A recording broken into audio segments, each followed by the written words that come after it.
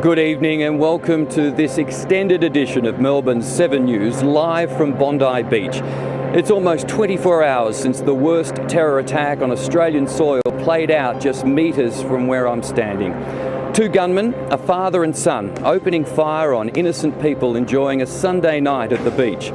Tonight, the death toll stands at 15. These are some of those who we've lost. And it could have been more if it wasn't for this brave hero who ran towards the danger, tackling evil head on. We have comprehensive coverage from here in Bondi and the fallout in Melbourne. Chief reporter Chris Reason begins our coverage on a tragedy that has affected so many and will now change so much. Australia's most famous beach now defined by an act of unprecedented evil. A father and son on a weekend hunting trip.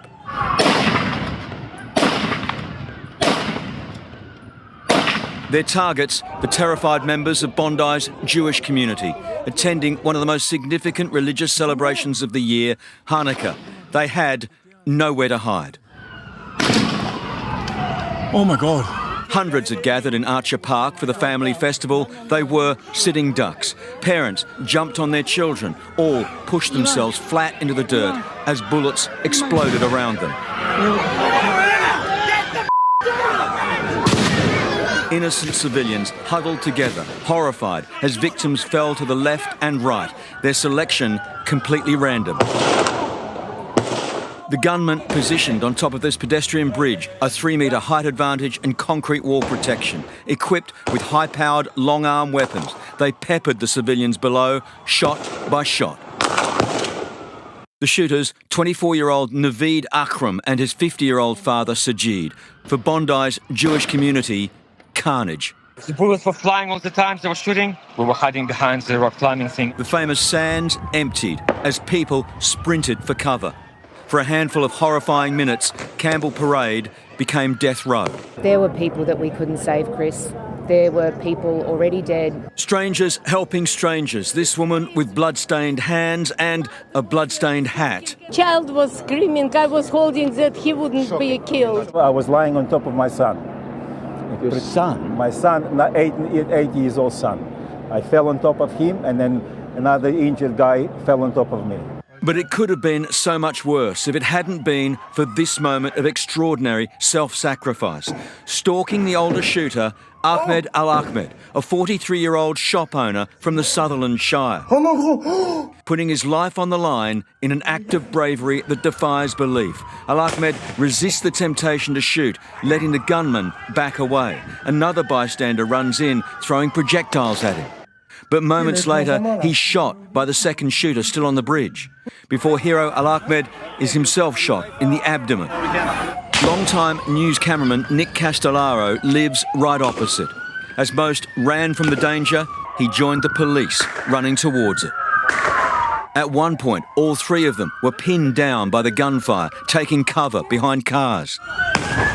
Here, he's just metres away as hero Al-Ahmed rushes in for the tackle. Just to the left, another bystander's shot and goes down. Here, Castellaro ducks as the gunman swings around and takes aim. He was, as close enough to me, he was angry, Rizzo. So... You could see it on his face? You could. In his eyes? The final shootout captured by drone from above. The 50-year-old already shot dead at his son's feet before he too takes a bullet and goes down. Yeah, they got him. He's down. Within minutes, the bridge is swarming with bystanders and police. It is chaos. And they want blood, screaming for revenge as police hold them back. In that short time, the pair had inflicted Australia's worst mass shooting since the Port Arthur massacre 1996. There are now 16 dead and more than 40 injured. And the victims' age ranges are from as young as 10 to 87. A devastating fact. 10-year-old Matilda, a former student of the Harmony Russian School at Bellevue Hill, Holocaust survivor Alex Kleitman, father of 2, grandfather of 11, father of 5, Rabbi Eli Schlanger, served his community almost 2 decades, and Rabbi Yaakov Levitan, a giant of the Bondi community. Reuven Morrison, killed as he tried to warn others. French national engineer Dan Elkayam, beloved father and husband Tibor Whiteson, fatally wounded while shielding his wife. Then retired New South Wales police officer Peter Marr. It's hard not to be upset. It's like it's a tragedy that we've never seen. Images they'd never imagined. And will never forget. With 50-year-old Sajid Akram shot dead and 24-year-old Naveed under police guard in hospital, detectives last night raided their homes in Bondi and Campsie, but believe they did act alone. A third gunman ruled out. There was very little knowledge of either of these men by the authorities. But we do know this. The 50-year-old male is a licensed firearms holder.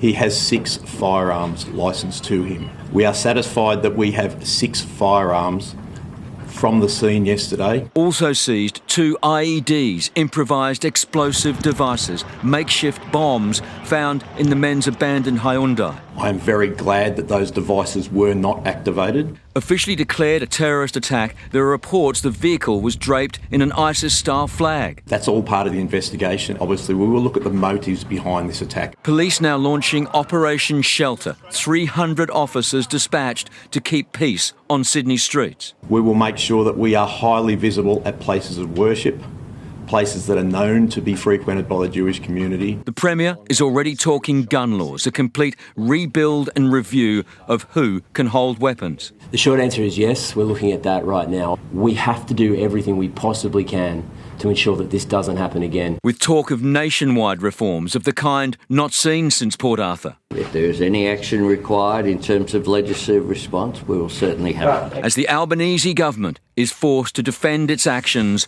on anti-Semitism. Has your government failed Jewish Australians when their worst nightmare was realised last night? My government will continue to stand with Jewish Australians. Fears now the simmering community tensions of these last 2 years are set to explode in a wave of retribution and revenge.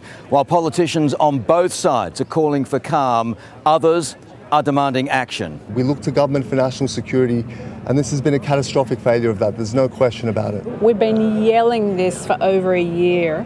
No one is listening. Like, do you get it now? Bondi now transformed into a kilometre-long crime scene as ancient hatreds from foreign lands again wash onto our shores. Chris Reason, 7 News. Bondi Beach is well known around the world. It's a symbol of Australia's lifestyle and culture, but this evening this beach is sacred ground for the worst of reasons. The flowers behind me are tributes for 15 innocent people whose lives were lost. Among them, a 10-year-old girl and a long-time Melbourne resident. Paul Dowsley is at the site where the terror unfolded. And Paul, this famous location is still a crime scene.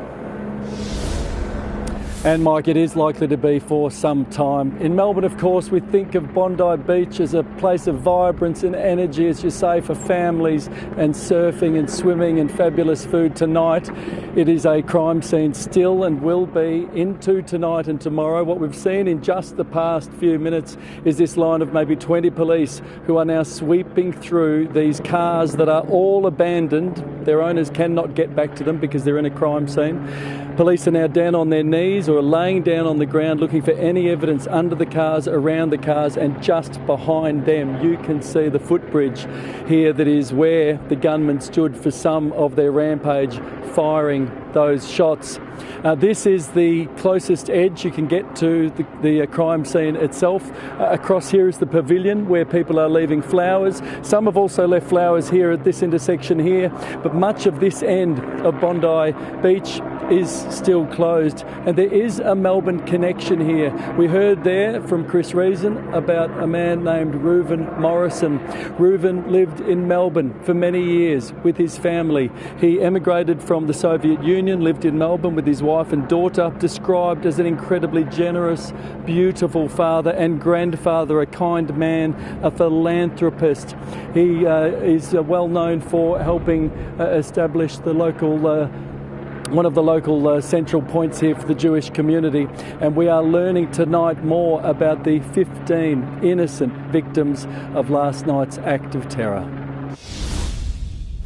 The Bondi rabbi and father of 5, French engineer loving his life in Australia, devoted husband trying to shield his wife, rabbi devoted to the Jewish community, businessman and philanthropist, retired police detective and photographer, the 87-year-old Holocaust survivor, the 10-year-old girl. We are all devastated. Matilda's aunt, Lena, shared these pictures of her niece yesterday at the celebration before. Beyond belief this happened. I look on the phone and I'm just hoping it's like will be a joke, not real. The images capturing pure happiness. Matilda with her younger sister Summer, who their aunt worries for now. Can't take back Matilda, but please help support Summer. Like, can you imagine on your eyes, like your beautiful sister killed? A GoFundMe page for Matilda's family, already raising more than $100,000. And I hope people remember Matilda like a beautiful, sweet child, beautiful like a sunshine, like a light in your life. Rabbi Eli Schlanger, known as the Bondi Rabbi, was hosting the celebrations. Anyone who knew him knew that he was the very best of us. May you be inscribed and sealed for a year full of joy and happiness, prosperity, nachas from our children, and just happiness all around. This is a person who rose each day with a simple mission of doing good, whatever good he could find, whatever kind deeds he could perform. Once posting this was the best way to combat anti-Semitism, he practiced what he preached. He'd just become a father for the 5th time. I held his newborn baby just 4 weeks ago at the synagogue that he ensured was built. Witnesses, friends in disbelief. He was the rabbi at our synagogue. Yeah, he was an amazing man, killed in cold blood for no reason. Fellow Rabbi Yaakov Levitin was also gunned down on that senseless Sunday. He was deeply involved with the Jewish community. Tibor Waitson was shot and fatally wounded while trying to shield his wife from the gunfire. She survived. Grandfather Reuven Morrison was a businessman, also an assistant at the local synagogue. He's the most gracious host, and he was a generous man. Alex Kleitman was a survivor of the Holocaust. When the shooting started, the grandfather was protecting his wife of 50 years, Larissa. I have no husband. I don't know where is his body. Nobody can give me any answer. That's it. Your husband was killed in the attack? Yes. He was a sharp, deeply engaged individual who lived a rich, rich history, who survived Soviet communism and the purges and World War II and the Nazi killing squads to come to this place and to be felled by the bullet of an assassin. For 4 decades, Peter Maher served his state as a police officer, a detective sergeant, and in retirement was a keen photographer. The man known as Marzo, a key member of the rugby community, volunteer and manager with the Randwick Club. The tragic irony, said its general manager today, that he spent so long in the dangerous front line as a police officer and was struck down in retirement while taking photos in his passion role is really hard to comprehend. 27-year-old Dan El-Kayem, a French citizen who'd moved here to work as an engineer, remembered by his devastated family as a wonderful person, kind, an avid soccer player, talented and popular member of the Rockdale-Illendon League team. Lives treasured and now mourned. They are the confirmed victims of the massacre. 8 of the 15 we know lost their lives. For the 7 others, as their names and their stories become known, where their lives were taken, there is a growing tribute.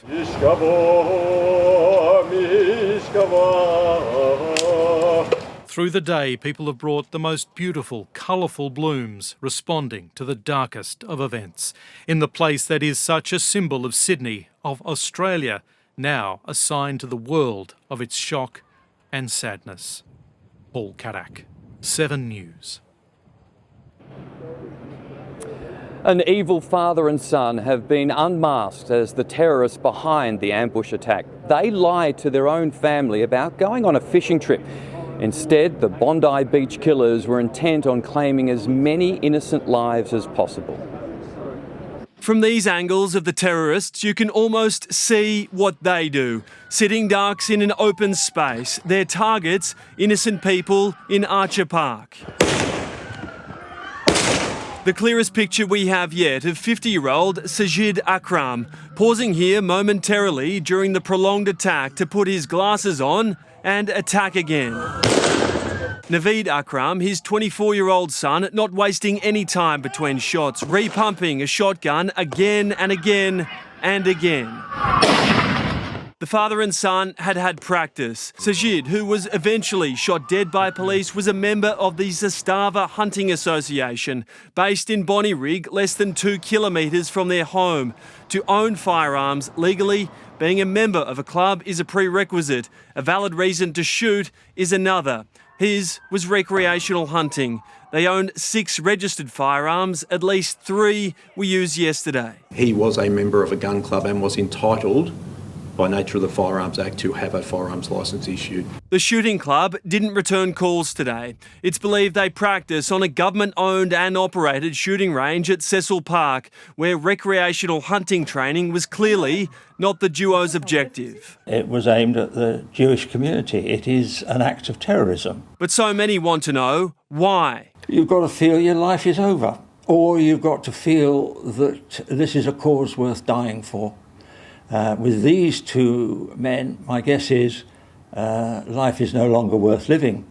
We'll go out in a blaze of glory is a much more likely scenario than this is a cause worth dying for. And this from a former FBI agent. We do see it generationally. We see, fathers pass this hatred down to sons. And so if you kind of keep down that road and you consume more and more of that kind of violent rhetoric material, it's going to brainwash you. Naveed's mother reportedly saying he was a model son, a former student of Cabramatta High School, not particularly social, a former bricklayer and practicing Muslim, pictured here in an Islamic library. He was an Australian citizen, his father was not, and you don't need to be Australian to own a gun licence. The son is an Australian-born citizen.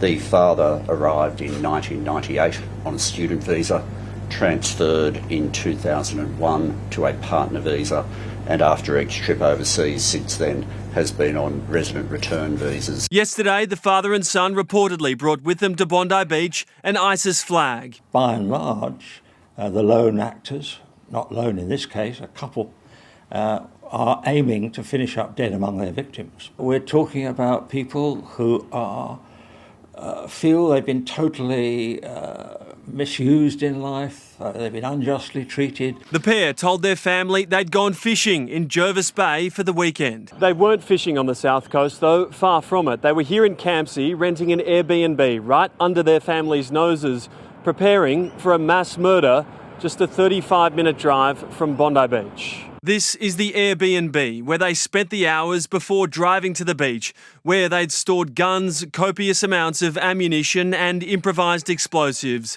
where they plotted hate. Tonight, prominent Sydney Muslims say they'll refuse to perform Islamic funeral rites to Sajid Akram as police, with help from counter-terror, close in on charging his son. Tom Saker, 7 News. As horrific as this tragedy is, one enduring image will live on. A bystander risking his own life, rushing, then disarming one of the killers. He is father of 2, Ahmed Al-Ahmed, who was shot multiple times as he ran head-on into heroism. Leaping into action, 43-year-old Ahmed Al-Ahmed tackling a gunman, wrestling away his rifle. Now it's the terrorist staring down the barrel. He falls to the ground and backs away. But there are still bullets being fired by the gunman's son from a nearby bridge. Ahmed is hit, blood pouring down his arm, taken to St George Hospital for emergency surgery. He had 2 shots, one in his arm here and one in his hands. Ahmed's cousin, Mustafa, among the first to visit. The father of 2 in hospital, now considered a national treasure. Absolutely, he's a hero. Absolutely. Because maybe he can lose his life to save the other people. Another cousin, Hussein, comforted the father of two after he was shot. Yeah, he was very scared. He was looking, he told me like, I want to die, I love you, stay with me, don't leave me. He says Ahmed, originally from Syria, has lived in Australia for around 12 to 13 years. His parents, overcome with emotion. He wasn't thinking about himself, his father said. He was thinking about the other people. On an evening of horror, there were numerous acts of bravery. Bondi's lifeguards using their buggy to shield beachgoers and providing life-saving first aid. There's two of them already in there while the bullets were still getting fired, trying to resuscitate some of the people. And at the same time, one of the guys had to go and do a rescue. So half the team are up doing resus with bullets being fired. The other half, they're down still doing rescues on the beach. Others rushed to help. There were a couple of people helping the officer, I think someone from the surf club, trying to wrap his gunshot wound. So I tried to help them, put pressure on the wounds. He was very brave. He was trying his best to stay conscious. All those who stepped up, earning the nation's thanks. We know that a number of people are alive now because of the actions of innocent bystanders. First responders, including ordinary citizens who acted yesterday. Thank you for what you do. People rushing towards danger to show the best of the Australian character. Here at St George Hospital, one of the heroes at Bondi Beach, Ahmed Al-Ahmed, continues to recover from his multiple bullet wounds. He's in a stable condition, expected to undergo more surgery tomorrow. Even people who have never met him are keen to show they care. Give him flowers just to show us support and our gratitude for him, for what we've done. Respect too from the United States President. There's been a very, very brave person, actually, who went and attacked frontally one of the shooters and saved a lot of lives. A GoFundMe page has so far raised more than $800,000 from those amazed by his bravery. One American billionaire donating close to $100,000 for a humble Aussie who showed true courage under fire. Sam Payne, 7 News. Karina, I'll throw back to you in our Melbourne studio now, but we'll have more from Bondi as the crowds, you can see that behind me there, continue to grow. That's shortly in our bulletin. Thank you so much, Mike. Just extraordinary scenes. We'll come back to you soon. The Bondi atrocity is sending shockwaves through Melbourne's Jewish community, where police are out in force tonight. That's next. Also ahead, Victorians roll up their sleeves, doing everything they can to help the victims. And we'll cross live to Federation Square for an emotion-charged vigil. Stay with us on this extended edition of 7 News.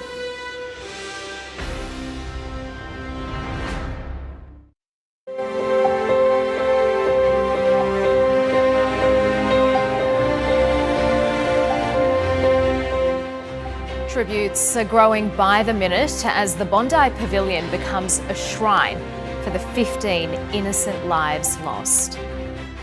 The terror attack in Bondi has rocked Melbourne's Jewish community. Laura Turner is at a vigil in Caulfield and Nick McCallum is in Federation Square, where Hanukkah celebrations have turned into a sombre occasion. It should be a festival of light. Instead, thousands are gathering to mark one of our darkest days. Bondi's agony rippling through Caulfield. Victorian Jews lost for words and answers. It's been absolutely horrific. The community is in shock. I think that's the best way to describe it. While non-Jewish Victorians desperately looked to help. Not involved. I've got family in Sydney, but yeah, I've just been feeling very emotional. I've been quite teary watching it unfold last night. Sadly, where mourners were needed most was blood donation centres. The call went out that they needed blood that would be sent to New South Wales, so it came out. Waves of them turned up simply to give. There's a phrase in Jewish liturgy that somebody who saves one life, it's as though they saved the entire world, so we want to do our part. Lifeblood receiving 3 days' worth of calls in 2 hours. Donation centre hours have now been extended. A call now for all blood types. Victorian Jewish leader Davir Abramovich, a friend of Arsen Ostrovsky, who survived a bullet graze to his head. I'm so glad that he's alive, but I also mourn and grieve for those who didn't get to come home. One of countless leaders furious this could happen. People have been saying over and over, we said this was going to happen. We said this was going to, we've been screaming for 2 years that this was going to happen. And now it's happened, and no one should be surprised. At our synagogues, leaders joined in palpable grief. At a later stage, we'll have more to say, but I think now is the time to grieve. There are Hanukkah events going on all week. It's the perfect opportunity to show love and support. Melbourne Hanukkah events were shut down last night as the news came out of Sydney. Victoria Police immediately bolstering its presence. We will continue to do that as the Jewish community, continue to stand strong. More than ever, Victorian Jews don't feel safe. This is something that will remain with every Jewish Australian for the rest of their lives, in the same way that the Holocaust has. And no one lives with the trauma like Brighton Holocaust survivor Nina Bassett. Grief-stricken, shattered, but not surprised. She and her mother surviving only because they ran from a queue bound for a Nazi death camp. Anti-Semitism is not just something that hurts the Jews. Anti-Semitism is something that hurts the entire fabric of Australian society. As our state mourns for Bondi, political debate about laws and leadership are being kept at bay for now. We have seen anti-Semitism fester. We've seen it spread from the streets and the protests into our classrooms. There's outrage that the recommendations of Australia's own special envoy to combat anti-Semitism haven't been implemented. They must implement the recommendations that they have been sitting on for months now to address this cancer, to root it out. Because if they don't, then Australia will be forever changed in a terrible way. And warning that this sudden surge of extremism could run deep. If this is not a line in the sand for Australia, then I don't know what is. And Laura Turner, mourners are congregating in Caulfield right now.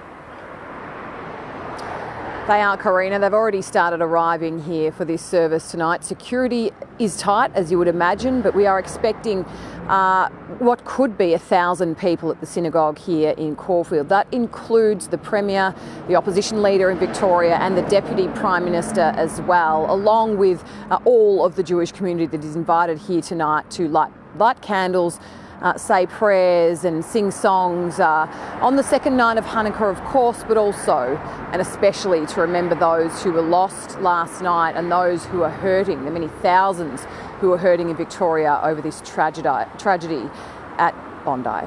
Karina. Laura Turner in Caulfield, thank you.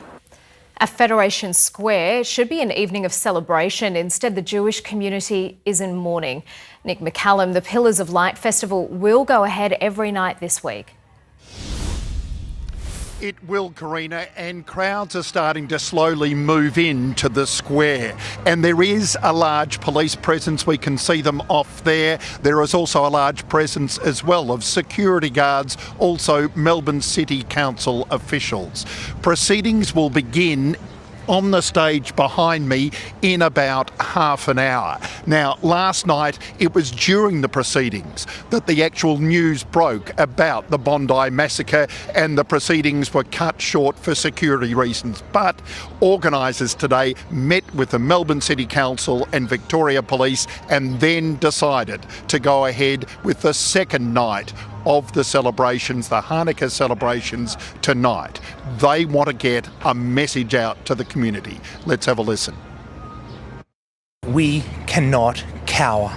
Not just the Jewish community, but the wider Victorian community need to come together with the Jewish community and celebrate Hanukkah. Hanukkah is the festival of light, and amidst such darkness that we all are feeling and experiencing as Australians, we must come together.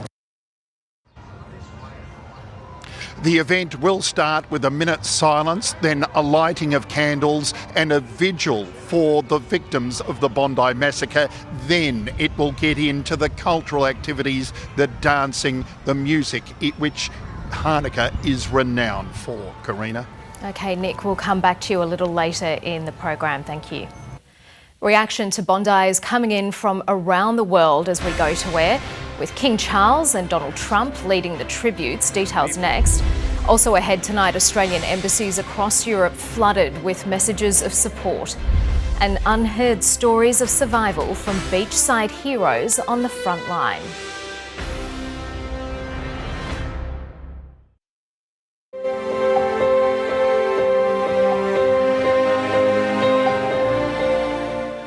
"24 hours ago, the panic began as shots rang out at Bondi Beach.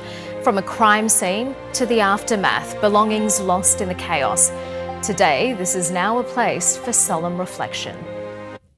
The world is wrapping its arms around Australia, with leaders paying their respects to the victims of Bondi, among them the King and Donald Trump. Outside Australia House in London, a vigil for those lost at Bondi. Just really saddened. It's scary, and this is the ultimate tragedy. You're just horrified by what's happened. A similar outpouring of grief at the Australian Embassy in Paris. At Hanukkah celebrations in Budapest too. There's no greater darkness than people just taking a rifle and killing innocent people at a religious event. Israel's parliament was lit up with the colours of the Australian flag, while in Tel Aviv there were candles and prayers. We are all 2 degrees of separation at most from people who were there. The deadly rampage has shocked the world. The father and son gunmen who unleashed terror at a Jewish celebration on Bondi Beach. This shooting is really the most serious and, of course, the most deadly of attacks. From King Charles, my wife and I are appalled and saddened. From the Prince and Princess of Wales, our thoughts are with every Australian today. The ambush bringing back painful memories of a stabbing frenzy outside a Manchester synagogue in October. British Prime Minister Sir Keir Starmer posting, "The United Kingdom sends our thoughts and condolences." From the French President, "We share the pain of the Australian people and will continue to fight relentlessly against anti-Semitic hatred." From Denmark's King Frederick and Australian-born Queen Mary, "We and the people of Denmark are profoundly saddened by the tragic news." In Washington, D.C., the start of Hanukkah was marked with a tribute to the victims. I ask that everyone pray for the recovery of those who were injured. That was an anti-Semitic attack, obviously. And I just want to pay my respects to everybody.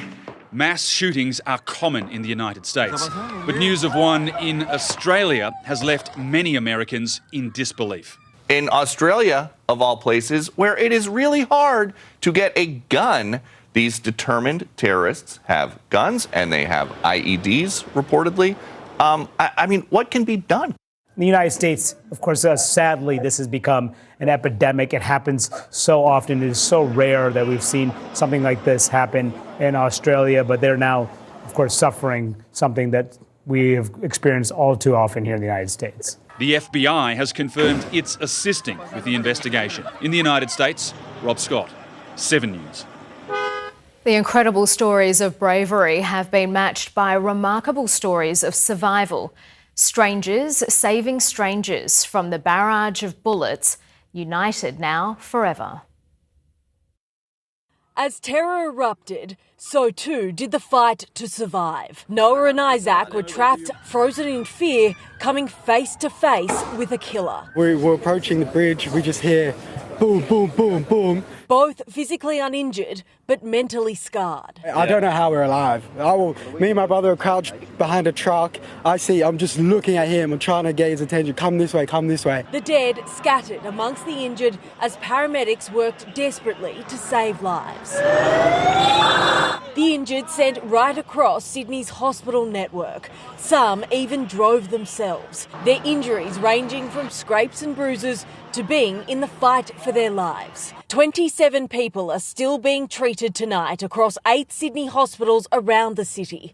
6 are still fighting for their lives. 6 more critical but stable. 11 listed as stable. This took a response of more than 123 personnel from New South Wales Ambulance. Some of our paramedics are from the Jewish community and attended that scene and continued their duties diligently and professionally. Dovey was shot in the back, shrapnel lodged in his skin. I got a graze in the back, a bit of shrapnel in there, so I just came to the hospital. They dug that all out and bandaged it up for me. He was at the Hanukkah event with his family when gunshots rang out. And then I just ran, grabbed my kids and just ran down to the beach and hid behind the wall. Still in his hospital gown, he lights a candle and places it on a menorah, determined to keep the Festival of Light burning bright. Also injured, human rights lawyer Arsen Ostrovsky. The bullet grazed me in the head. I lost a lot of blood. Doctors said it was millimetres between life and death, and a miracle I made it. He moved his family to Australia from Israel 2 weeks ago. It was like reliving October 7th all over. I never thought it would be possible here in Australia. From innocent bystanders to political leaders. State Liberal leader Kelly Sloan is the local member. She was at a neighbouring event when she was bundled into a community ambulance. People were gutted from what they'd seen, but also because they felt that you just wanted to do more, right? Yeah. And there was only... I know. There's nothing we could do, you know, and that's really, really hard. Police have established a community reception centre here at the Intercontinental in Coogee, encouraging anyone who witnessed yesterday's shooting unfold to come down and speak with detectives and support staff. As belongings from what was meant to be a normal summer day at Australia's most famous beach are now abandoned, waiting to go home. Taylor Aiken, 7 News. The Prime Minister faces criticism on 2 fronts, accused of not doing enough to stamp out anti-Semitism and under pressure to strengthen our gun laws. Also ahead on 7 News, crucial clues from the bridge in Bondi where the father-son shooters took aim. And we'll return to Federation Square as Melbourne's Jewish community rallies in the face of unthinkable tragedy.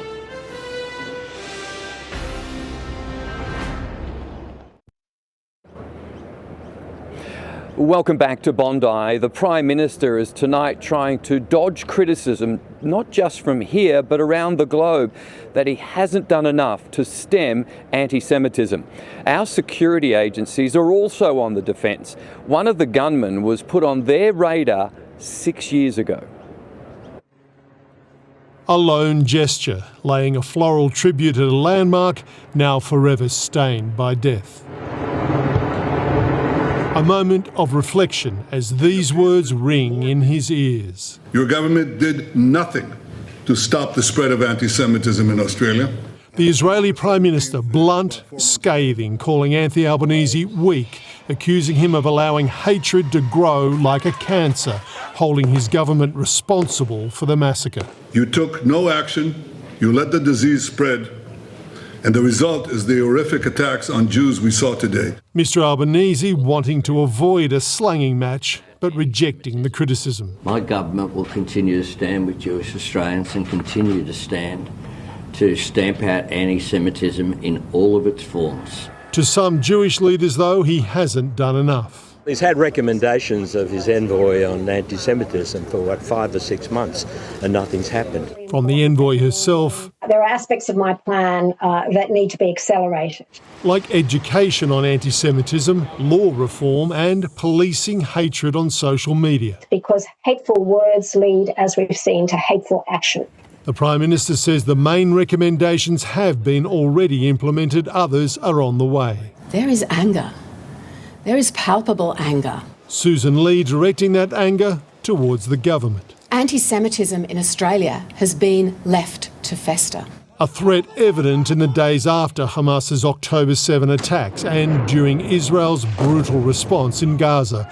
Australia's city landmarks, magnets for mass protest. And while this has all happened, our leaders have been bystanders. They've just allowed these flames of hate to burn. A claim the Prime Minister rejects. We stand against anti-Semitism. We will do whatever is necessary to stamp it out. Anti-Semitism is a scourge.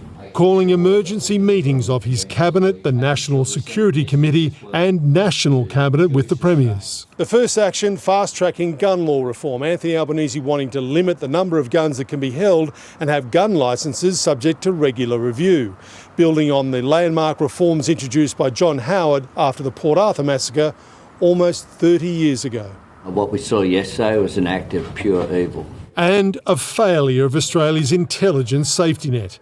The son, Naveed Akram, had come to ASIO's notice in 2019, associated with radicals. One of these individuals was known to us, but not in an immediate threat perspective. Mark Riley, 7 News. And political editor Mark Riley joins me now live from Canberra. Mark, that National Cabinet has just broken up. What have they decided? Well, generally, Mike, a national pledge to eradicate anti-Semitism, hate, violence and terrorism, specifically detailing a new national gun reform agenda, limiting the number of firearms any one individual can have, ordering most licences to be regularly reviewed, limiting the types of weapons that are legally available, sharing criminal intelligence to inform licensing decisions in the first place, limiting licences only to Australian citizens and accelerating the establishment of a national firearms register. The biggest changes since Port Arthur and not before time. But the biggest immediate challenge Anthony Albanese faces is convincing not just Australians but the world that he can return this country from a place of fear to a place of cherished freedom. Mike. Thanks, Mark. Mark Riley in Canberra. Now, let's check back in with senior Melbourne reporter Paul Dowsley, who's with us here in Sydney. And Paul, take us through some of the heart-wrenching stories you've heard today. Mike, I feel like everyone here has a story and some connection either to Bondi or the Jewish community, or something in their heart brings them here and wants them to connect with the community. And the people I've spoken to today, I'll never forget my conversation with Jacob, who was here last night at 20 to 6. He'd just come out of the water barefoot, heard the gunshots, thought they were fireworks, realised they weren't, and then he ran towards the gunman. He got there just as the police were rounding into them and arresting them, and one of them, of course, or both of them had been shot, and he said to me he could not resist but to lay into those men in the ground, kicking them repeatedly. He then ran down to the front of the beach and held a woman's hand as she died with him. She'd been shot twice, he said. And then I spoke with Noah and Isaac, two mates who were at the festival, at the Hanukkah by the Sea event. They saw the gunman from just metres away. They literally dodged bullets and hid under that bridge that we've seen in so much of that footage. I also spoke with another woman who was at that event. She said that she collapsed under chairs with her family. They were too scared to run because they feared if they did that they would be shot, and she watched as others just next to her were shot. She said that the fence that was around the event, designed to, of course, keep them safe, she thought actually stopped some of them running to safety. Mike? Yeah, Paul Dowsley, as you say, too many heart-wrenching stories. Now, if you've been to Sydney on a holiday, you have likely been to Bondi Beach and stood where this terror unfolded. Here's Hugh Whitfeld to explain exactly where this happened. Bondi Beach is about 1 kilometre long. The attack happened at the northern end. It's a popular corner. Bondi Pavilion, a key community gathering point where there's a cafe and bar. Bondi Surf Club, and a bit further up, the North Bondi Surf Club. All were busy on a Sunday afternoon. The bridge from where the gunman fired off all those rounds is here, crossing one of the car parks. That bridge gave the gunman elevation to see down into Archer Park, where the Hanukkah by the Sea celebrations were taking place, packed with people. There's a children's playground here in the corner too. The elder gunman wanted to get closer, down here off the bridge, closer to the park, and it's here about 30 metres along the path that our Aussie hero makes his move, prizing the weapon off him before the terrorist retreats to the bridge with his son. This scene of mass murder that became a scene of great acts of heroism too. Hugh Whitfell there. A cameraman heard gunshots and instinct kicked in. Up next, our gut-wrenching interview with the man who came face-to-face with the Bondi killers. Also ahead, a 7 News presenter caught in the crossfire, how she used her surfboard as a shield. And we'll cross live to Federation Square as Melbourne's Jewish community rallies in the face of evil.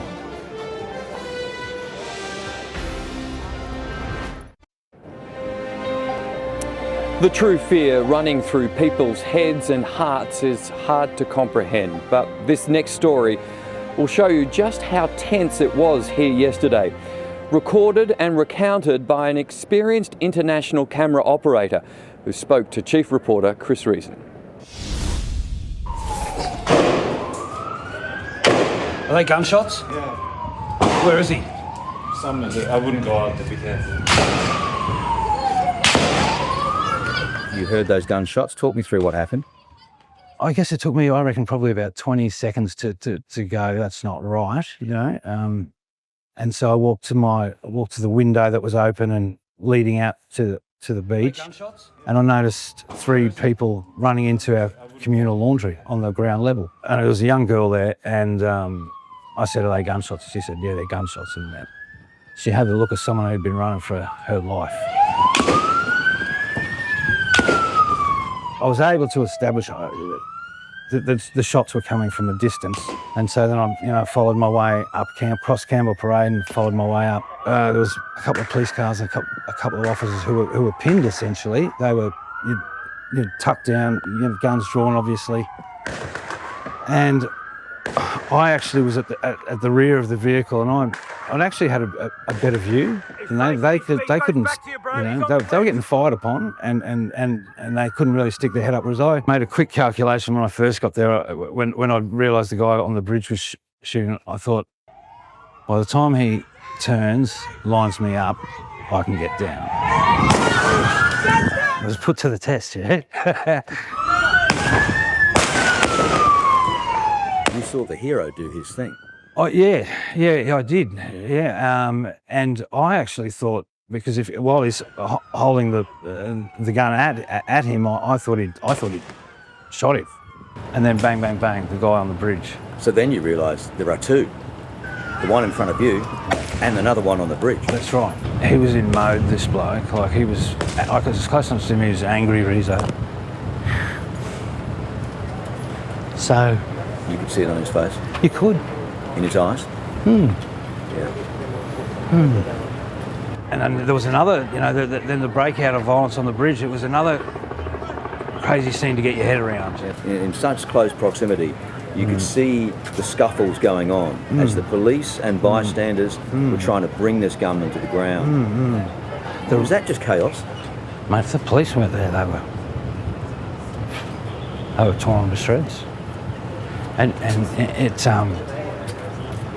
And the police, I think, handled that really well. They did. I thought. And I guess at that stage, people didn't really know who else is, or is there anyone else? So that felt like the sort of culmination of it for me up on the bridge when they had those guys pinned. Do you think Bondi will be Bondi again? We took a big hit yesterday, so it's I don't know. It's I don't know. We don't realise how lucky we got it, mate. This is as good as it gets. Don't stuff it up, Cheers, mate. Sunrise reporter Katie Brown was surfing at Bondi when the gunman opened fire. Today she returned to the scene, retracing those moments with David Woywood.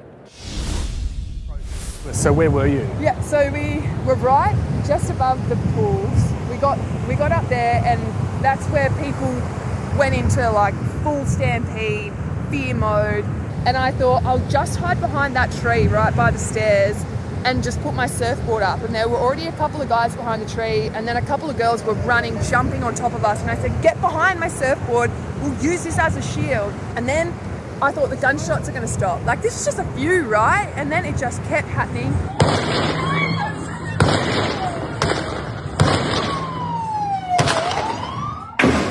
We were going to go up there and you were going to show us where you were using your surfboard as a shield, but How do you feel when you like? What's it bringing back? Oh, like the scariest day of my life. Probably just going, I could die today, because it sounds silly, but it's because we didn't know. I didn't know that the shooters were that way. You know, I thought it felt like they were right there, and not having like an exit. I know that you love this beach. I love this beach. You spend It's so my much time. favourite. And you can't walk up there. Does it feel like something's been taken away? Like a lost innocence here from not just you, but something wider? Yeah, I feel like, I don't know, I don't even know what I feel. It feels like I just can't move. Like I just don't want to go over there. Not yet. Yeah. Oh, Hanukkah events are still going ahead here in Melbourne tonight. Returning to Nick McCallum live at Federation Square. Nick, it's a very sombre mood for what should be an evening of celebration. It is, Karina. It started at 7 o'clock with a minute's silence for the victims of the Bondi massacre and also a very emotional speech from Rabbi Gabby. He said the hearts of Melbourne's Jewish community have been shattered by this event, and they also hope they can, through this event, share their grief with the broader community. Coming up shortly, the Pillars of Light Hanukkah celebration will start the way it normally does, with music and dancing. It was indicated by organisers today they wanted to do this to send a message to the terrorists. Let's have a listen. I think that if we don't fight the fear and stay at home, I think they've just won. So we're celebrating Hanukkah. It's the Festival of Lights. And coming up later tonight, Karina, Melbourne's landmarks will be bathed in white light. Parliament House, the MCG, Flinders Street Station, the Arts Centre Spire. They'll all be bathed in white light in tribute to those who died in Bondi last night. Incredible to see so many people there where you are at Federation Square. Nick McCallum, thank you. A well-deserved retirement there, I think, Karina. And John Amor, not named after our Mike. Our Mikey Mike. Thanks so much, Tyra. And that's 7 News for this Monday. We'll have continued coverage of the Bondi attack after the Big Bash. For now, from the 7 News team, take care and good night.